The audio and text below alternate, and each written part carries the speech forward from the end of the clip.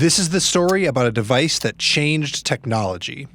Nope, not that device.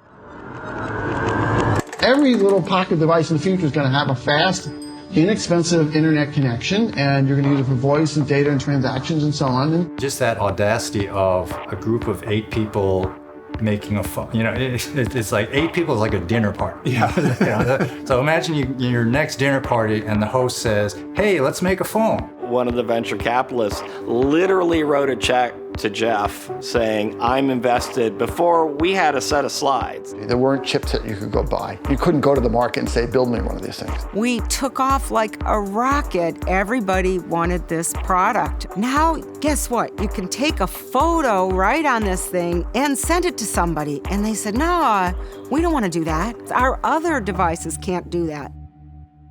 We look back at it and we felt it was like a Camelot period. When you're that exhilarated and you come to work jazzed every day.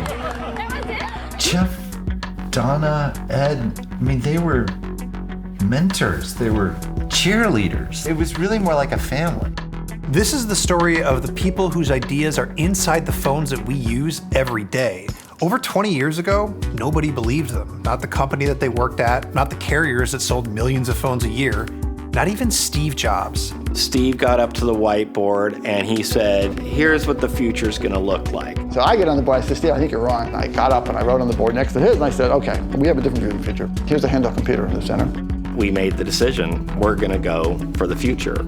So we had this roaring growth and it just cratered.